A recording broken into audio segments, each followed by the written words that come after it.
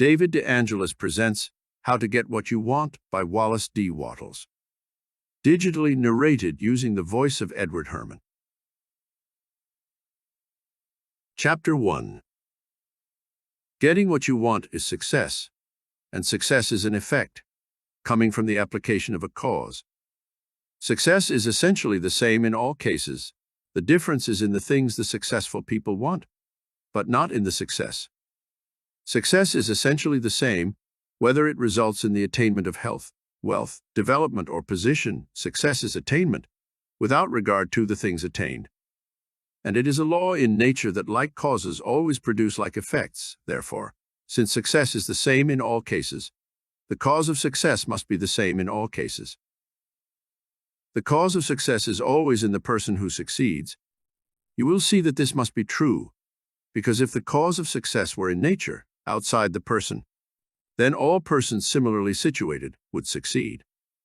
The cause of success is not in the environment of the individual, because if it were, all persons within a given radius would be successful, and success would be wholly a matter of neighborhood, and we see that people whose environments are practically the same, and who live in the same neighborhood, show us all degrees of success and failure. Therefore, we know that the cause of success must be in the individual and nowhere else. It is, therefore, mathematically certain that you can succeed if you will find out the cause of success and develop it to sufficient strength and apply it properly to your work, for the application of a sufficient cause cannot fail to produce a given effect. If there is a failure anywhere of any kind, it is because the cause was either not sufficient or was not properly applied. The cause of success is some power within you. You have the power to develop any power to a limitless extent, for there is no end to mental growth. You can increase the strength of this power indefinitely, and so you can make it strong enough to do what you want to do, and to get what you want to get. When it is strong enough, you can learn how to apply it to the work, and therefore, you can certainly succeed. All you have to learn is what is the cause of success, and how it must be applied. The development of the special faculties to be used in your work is essential. We do not expect anyone to succeed as a musician without developing the musical faculty, and it would be absurd to expect a machinist to succeed without developing the mechanical faculty, a clergyman to succeed without developing spiritual understanding and the use of words, or a banker to succeed without developing the faculty of finance. And in choosing a business, you should choose the one which will call for the use of your strongest faculties. If you have good mechanical ability and are not spiritually minded and have no command of language, do not try to preach. And if you have the taste and talent to combine colors and fabrics into beautiful creation in millinery and dress, do not learn typewriting or stenography. Get into a business which will use your strongest faculties, and develop these faculties all you can, and even this is not enough to ensure success. There are people with fine musical talent who fail as musicians, with good mechanical ability who fail as carpenters, blacksmiths, and machinists, with deep spirituality and fluent use of language who fail as clergymen, with keen and logical minds who fail as lawyers, and so on. The special faculties used in your work are the tools you use, but success does not depend alone on having good tools. It depends more on the power which uses and applies the tools. Be sure that your tools are the best and kept in the best condition. You can cultivate any faculty to any desired extent. The application of the musical faculty causes success in music. That of the mechanical faculty causes success in mechanical pursuits. That of the financial faculty causes success in banking, and so on. And the something which applies these faculties or causes them to be applied is the cause of success. The faculties are tools. The user of the tools is you, yourself. That in you which can cause you to use the tools in the right way, at the right time, and in the right place, is the cause of success. What is this something in the person which causes him to use his faculties successfully? What it is and how to develop it will be fully explained in the next section, but before taking that up, you should read this section over several times, so as to fix upon your mind the impregnable logic of the statement that you can succeed. You can, and if you study the foregoing argument well, you will be convinced that you can, and to become convinced that you can succeed is the first requisite to success. Chapter 2. The faculties of the human mind are the tools with which success is attained, and the right application of these tools to your work or business will do it successfully. and get what you want. A few people succeed because they use their faculties successfully, and the majority, who have equally good faculties, fail because they use them unsuccessfully. There is something in the man who succeeds which enables him to use his faculties successfully, and this something must be cultivated by all who succeed. The question is, what is it? It is hard to find a word which shall express it and not be misleading. This something is poise, and poise is peace and power combined. But it is more than poise, for poise is a condition, and this something is an action as well as a condition. This something is faith, but it is more than faith, as faith is commonly understood. As commonly understood, faith consists in the action of believing things which cannot be proved, and the something which causes success is more than that. It is conscious power in action. It is active power consciousness. Power consciousness is what you feel when you know that you can do a thing, and you know how to do the thing. If I can cause you to know that you can succeed, and to know that you know how to succeed, I have placed success within your grasp, for if you know that you can do a thing, and know that you know how to do it, it is impossible that you should fail to do it, if you really try. When you are in full power consciousness, you will approach the task in an absolutely successful frame of mind. Every thought will be a successful thought, every action a successful action, and if every thought and action is successful, the sum total of all your actions cannot be failure.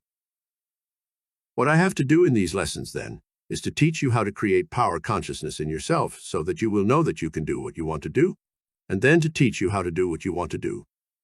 Read again the preceding section. It proves by unanswerable logic that you can succeed.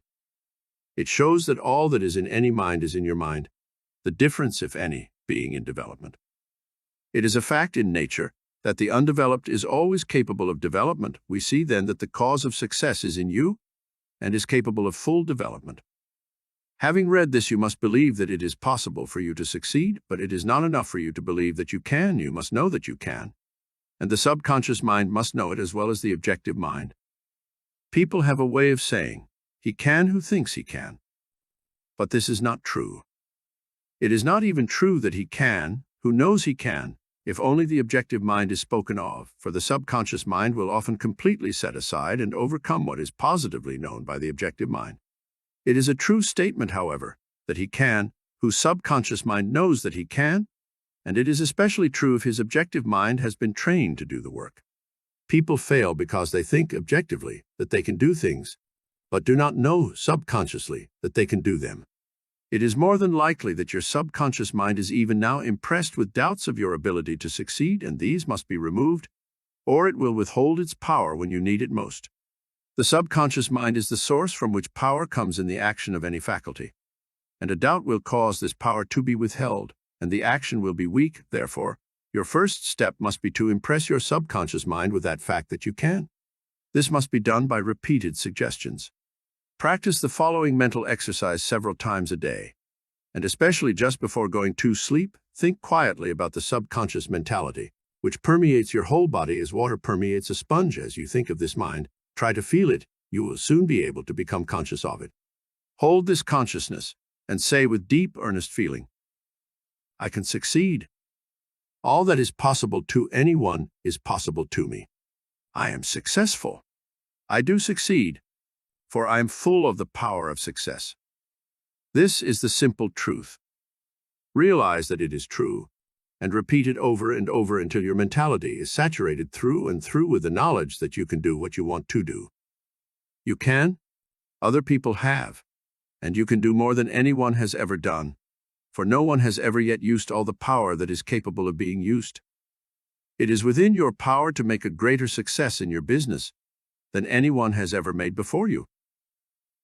Practice the above autosuggestion for a month with persistence, and you will begin to know that you have within you that which can do what you want to do, and then you will be ready for the next section, which will tell you how to proceed in doing what you want to do.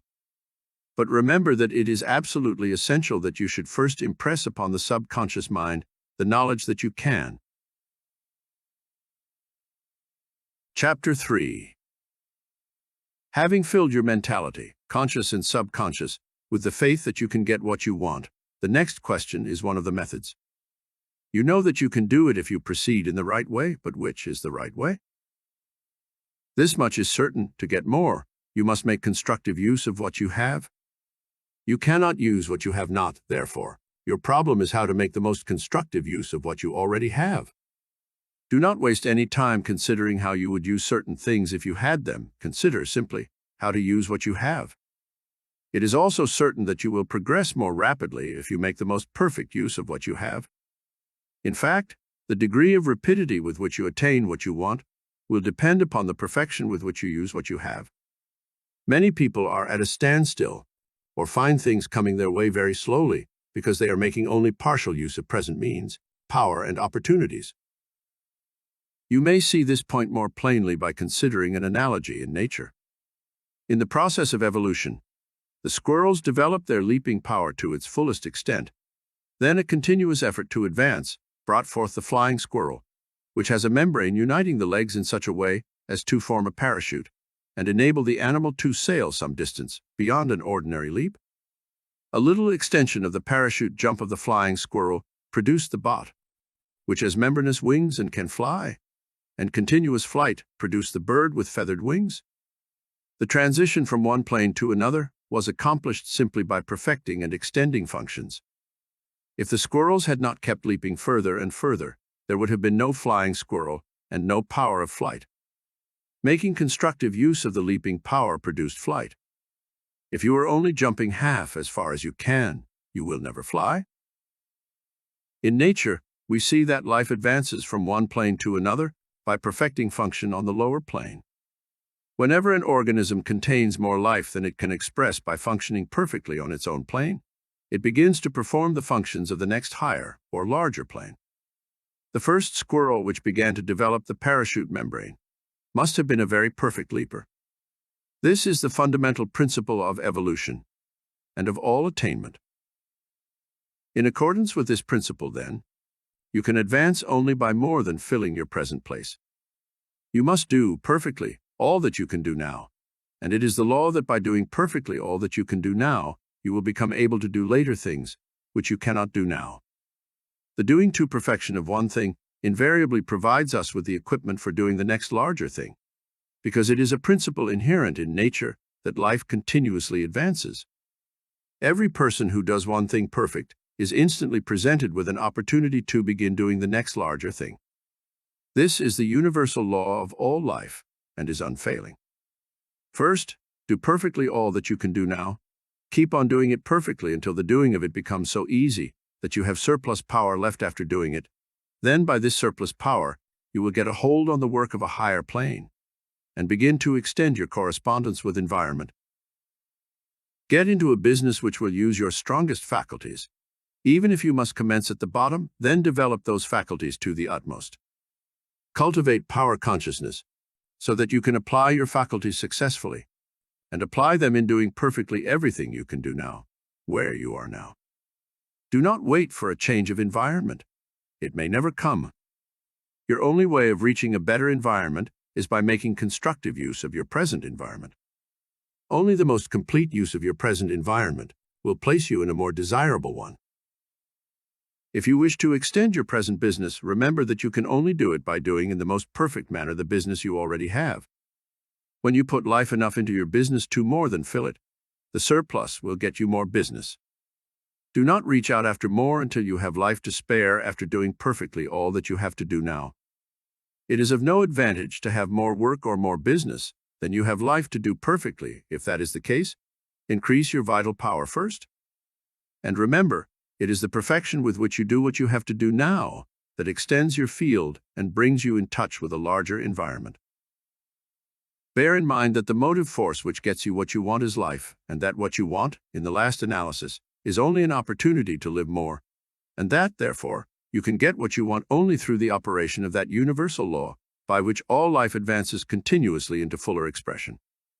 That law is that whenever an organism has more life than can find expression by functioning perfectly on a given plane, its surplus life lifts it to the next higher plane. When you put enough of yourself into your present work to do it perfectly, your surplus power will extend your work into a larger field. It is also essential that you should have in mind what you want, so that your surplus power may be turned in the right direction. Form a clear conception of what you seek to accomplish, but do not let what you seek to accomplish interfere with doing perfectly what you have to do now. Your concept of what you want is a guide to your energies, and an inspiration to cause you to apply them to the utmost to your present work. Live for the future now. Suppose that your desire is to have a department store, and you have only capital enough to start a peanut stand. Do not try to start a department store today on a peanut stand capital, but start the peanut stand in the full faith and confidence that you will be able to develop it into a department store. Look upon the peanut stand merely as the beginning of the department store and make it grow. You can. Get more business by using constructively the business you have now. Get more friends by using constructively the friends you already have. Get a better position by using constructively the one you now have. Get more domestic happiness by the constructive use of the love that already exists in your home. Chapter 4. You can obtain what you want only by applying your faculties to your work and your environment. You become able to apply your faculties successfully by acquiring power consciousness, and you go forward by a concentration on today's work and by doing perfectly everything that can be done at the present time.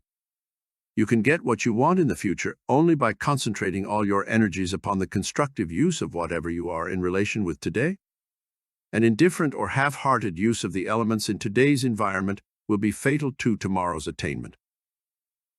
Do not desire for today what is beyond your ability to get today, but be sure you get today the very best that can be had. Never take less than the very best that can be had at the present time, but do not waste energy by desiring what cannot be had at the present time.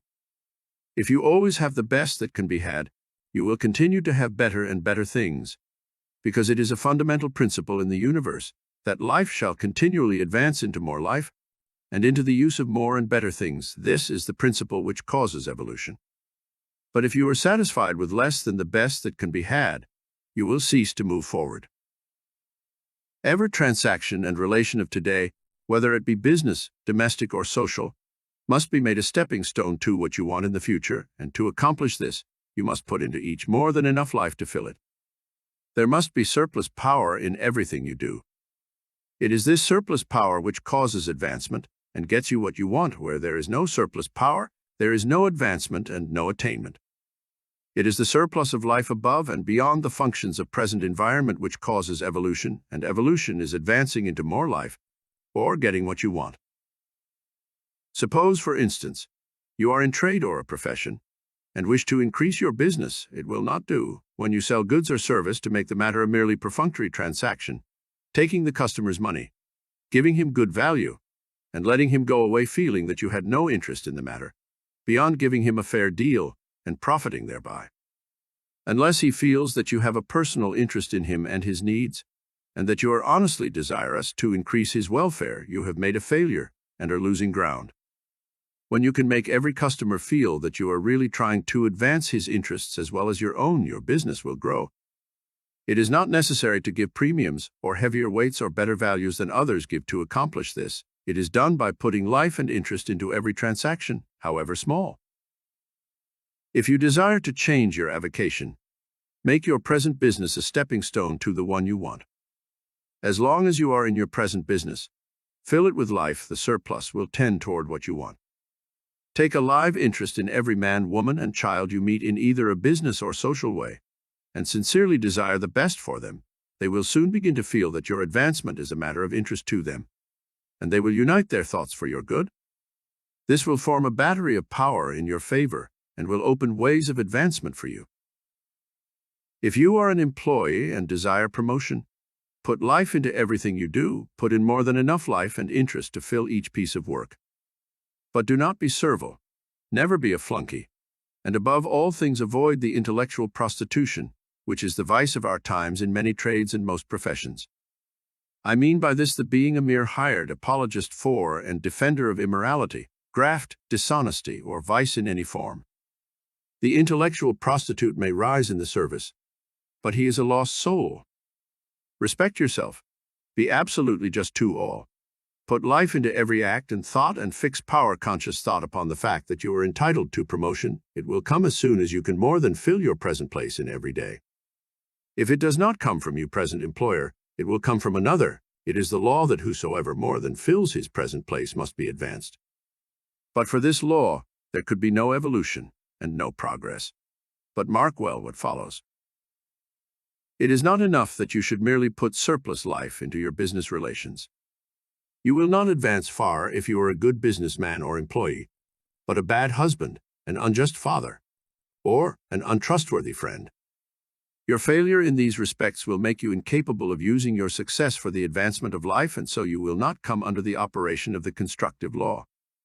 Many a man who fulfills the law in business is prevented from progressing because he is unkind to his wife or deficient in some other relation of life. To come under the operation of the evolutionary force, you must more than fill every present relation. A telegraph operator desired to get away from the key and get onto a small farm, and he began to move in that direction by being good to his wife. He courted her without any reference to his desire, and from being half indifferent she became interested and eager to help.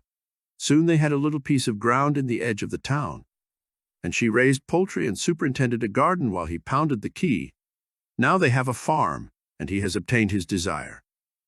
You can secure the cooperation not only of your wife, but of all the people around you by putting life and interest into all your relations with them. Put into every relation, business, domestic, or social, more than enough life to fill that relation. Have faith, which is power consciousness. Know what you want in the future, but have today the very best that can be obtained today. Never be satisfied at any time with less than the best that can be had at that time. But never waste energy in desiring what is not to be had now. Use all things for the advancement of life for yourself and for all with whom you are related in any way. Follow out these principles of action, and you cannot fail to get what you want. For the universe is so constructed that all things must work together for your good. Chapter 5. Wealth culture consists in making constructive use of the people and things in your environment. First, get a clear mental picture of what you want. If your present business or profession is not the one most suitable to your talents and tastes, decide upon the one which is most suitable, and determine to get into that business or profession, and to achieve the very greatest success in it. Get a clear idea of what you want to do, and get a mental concept of the utmost success in that business or profession, and determine that you will attain to that. Give a great deal of time to forming this concept or mental picture. The more clear and definite it is, the easier will be your work. The man who is not quite sure what he wants to build will put up a wobbling and shaky structure. Know what you want, and keep the picture of it in the background of your mind night and day. Let it be like a picture on the wall of your room, always in your consciousness, night and day. And then begin to move toward it. Remember that if you have not the fully developed talent now, you can develop it as you go along. You can surely do what you want to do. It is quite likely that at present you cannot do the thing you want to do because you are not in the right environment and have not the necessary capital, but this does not hinder you from the beginning to move toward the right environment and from beginning to acquire capital. Remember that you move forward only by doing what you can in your present environment. Suppose that you have only capital enough to operate a newsstand, and your great desire is to own a department store. Do not get the idea that there is some magical method by which you can successfully operate a department store on a newsstand capital. There is, however, a mental science method by which you can so operate a newsstand as to certainly cause it to grow into a department store. Consider that your newsstand is one department of the store you are going to have. Fix your mind on the department store and begin to assimilate the rest of it. You will get it if you make every act and thought constructive.